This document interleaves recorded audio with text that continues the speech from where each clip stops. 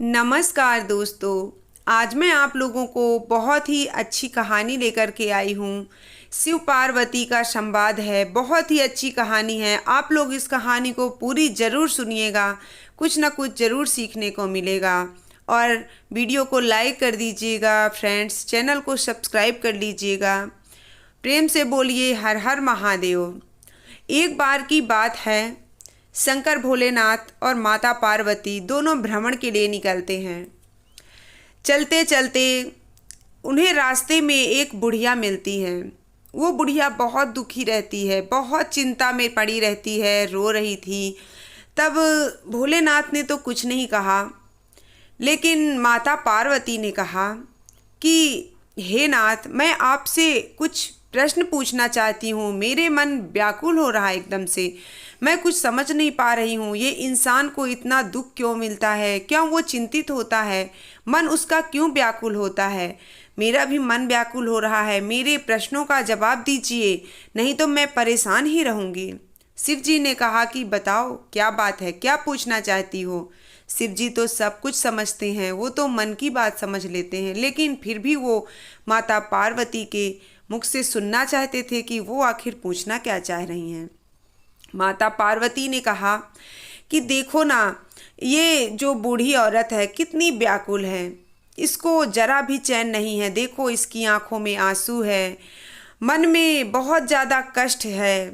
तो क्या करें कि मन शांत रहे?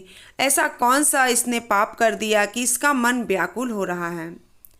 मुझे बताइए। शिव जी ने कहा कि देखो, एक ऐसी स्थिति आ जाती है कि जब इंसान का मन व्याकुल हो जाता है, लेकिन उससे बचने के लिए भी हमें कुछ कारण होते हैं जिन्हें करना चाहिए। पार्वती जी ने कहा कि क्या ऐसे कारण हैं, हमें भी बताइए, हम भी जानना चाहते हैं। शिव जी ने कहा कि जैसे कोई भी मनुष्य है जिंदगी में, अगर वो जी रहा है, अच्छे से खा पी रहा है, अच्छे से मौज मस्ती कर रहा है, तो उसे पुरानी बातें याद करके दुखी नहीं होना चाहिए।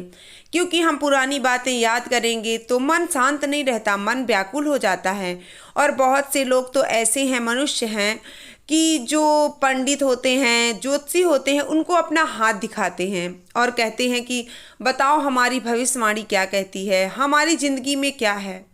अब ज्योतिषी ने तो बता दिया कि तुम्हारी ज़िंदगी में दुख आने वाला है, तुम्हारी मृत्यु होने वाली, तुम्हारा ऊपर संकट होने वाला है, तुम्हारे काल मंडरा रहा है। ये सब चीज़ें बातें सुनकर ज्योतिषी तो चले गए, लेकिन जिसने अपना हाथ दिखाया है वो दुखी रहने लगा। उसको यही चिंता सताने लगी कि पता नहीं कब मेरे साथ अनहोनी हो जाएगी, पता नहीं मेरे साथ कब क्या हो जाएगा। इसी सोच में डूबा रहता है, उसका मन शांत नहीं रहता है। इसीलिए मन को शांत करने के लिए कभी ये कल्पना मत करिए कि मेरी भविष्यवाणी क्या कहती है। वो तो निरंतर आप अपना कार्य करते रहिए। जो आपके किस्मत में लिख चुका है वो आपको मिलेगा। सोचने समझने से क्या होगा? सोचने से तो तकलीफ ही बढ़ेगी ना। इसलिए कभी भी आगे का मत सोचिए कि हमारे साथ क्या होगा, और पीछे जो भी बातें हैं, जो अच्छी बातें हैं, उनको याद करना चाहिए। बुरी बातें, किसी ने हमको बुरा कहा, वो चीज़ सोचना भी नहीं चाहिए, नहीं तो मन कभी शांत नहीं रहता है, मन हमेशा दुखी रहता है। और ये बुढ़िया के साथ भी यही हुआ है। ये जो बूढ़ी अम्मा है ना, इन्हें पता चला कि इनका बेटा इनको छोड़ देगा। किसी पंडित ने बता दिया कि तुम्हारा बेटा 18 साल का हो जाएगा तो तुम्हें छोड़कर वो चला जाएगा। इस दुविधा में, इस दुखी मन से ये अम्मा जो हैं रोते रोते फिर रहे इधर उधर। इनको ये नहीं पता है कि आगे क्या होगा, लेकिन उस चीज़ को सोच सोच के ये बहुत ज़्यादा दुखी हैं। तब माता पार्वती कहती हैं कि शिव जी, कोई ऐसा उपाय बताइए ना कि जिससे इन अम्मा के का मन शांत हो जाए। ऐसा कुछ ना करना चाहिए ना। तब शिव जी कहते हैं कि ये हमें नहीं, उन्हें स्वयं करना होगा। वो स्वयं समझें कि जब 18 साल का बेटा हो जाएगा तब देखा जाएगा ना, अभी से क्या चिंता ले रहे हैं। इनके मन को शांत करने के लिए यही एक व्यथा है। कुछ दिन बाद उनका बेटा 18 साल का हो जाता है। अच्छे से शादी होती, अच्छे से धूमधाम से रहता है, साथ में कहीं नहीं जाता है, उनका मन भी शांत हो जाता है। तब माता पार्वती कहती हैं कि मुझे सब बात समझ में आ रही है प्रभु कि आप क्या समझाना चाह रहे थे, लेकिन अब ये बताइए कि सुख और दुख क्यों आते हैं हमारे जीवन में, सुखों दुखों का कारण क्या है। ऐसा क्या कारण होता है कि सुख आता है थोड़े क्षण में चला जाता है, दुख भी आता है तो रहता है पर वो हमें बोझ लगने लगता है। समय निर्धारित है लेकिन वो दुख हमें बोझ लगने लगता है और सुख का पता ही नहीं चलता कब बीत गया। शिव जी कहते हैं ये सुख और दुख भी एक वजह से आते हैं। सुख आता है कि हमने अच्छे कर्म किए हैं, वो हमें सुख की प्राप्ति होती है, लेकिन दुख जो है वो हमारे सिर्फ और सिर्फ बुरे कार्य से नहीं आता है, वो हमें अच्छा कुछ सिखाने के लिए आता है। कुछ बहुत अच्छा होने वाला रहता है, उसके पहले हमें आगाह होने लगता है, हमारे दुख हमारे ऊपर आ जाते हैं। जब वो दुख के संकट हटते हैं तब हमारे पास खुशियाँ ही खुशियाँ होती हैं। इसीलिए कभी निराश नहीं होना चाहिए। अगर दुख भी है जीवन में तो कभी उदास ना हो, दुख है तो सुख भी जरूर आएगा, क्योंकि सुख दुख भाई भाई हैं, कभी अलग नहीं होते हैं।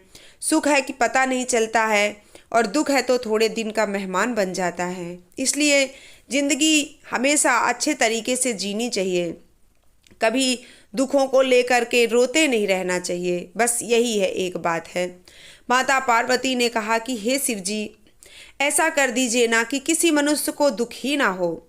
तब भोलेनाथ कहते हैं ये कैसे संभव है, ये तो कोई हो ही नहीं सकता कुछ भी। दुख तो सबके ज़िंदगी में आना है और दुख नहीं आएगा तो इंसान कभी नहीं समझेगा कि सुख का महत्व क्या होता है। इंसान के अंदर जब दुख आएगा, तकलीफ़ें आएंगी तो उसे सुख का संपूर्ण आनंद मिलेगा। इसलिए सुख दुख का आनंद लेते रहिए और अपने जीवन में खुशियाँ बटोरते रहिए। हंसिए, इतना हंसिए, खुलकर हंसिए, मुस्कुराते रहिए। हंसना हमें इसलिए चाहिए क्योंकि हमारे ज़िंदगी के लिए हंसना बहुत ज़रूरी है, खुश रहना बहुत ज़रूरी है। खुश रहना इसलिए है कि इसलिए नहीं खुश रहना है कि खुशियाँ ज़्यादा हैं, बल्कि खुश इसलिए रहना है कि हमें ज़िंदगी से ना हारने का वादा करना है। शिव जी कहते हैं कि अब तो आपको समझ में आ गया होगा कि सुख और दुख निरंतर चलते रहते हैं, बस ज़िंदगी में कभी हार नहीं माननी चाहिए।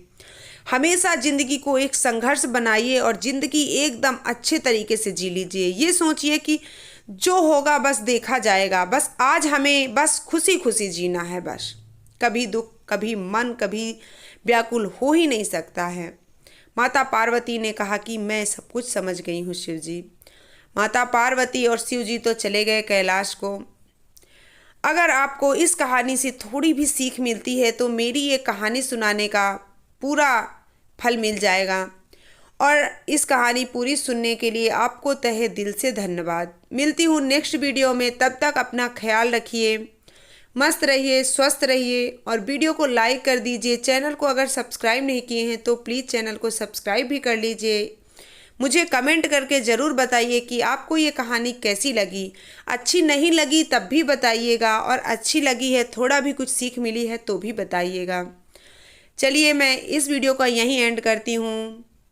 जय भोलेनाथ, हर हर महादेव, जय माता पार्वती।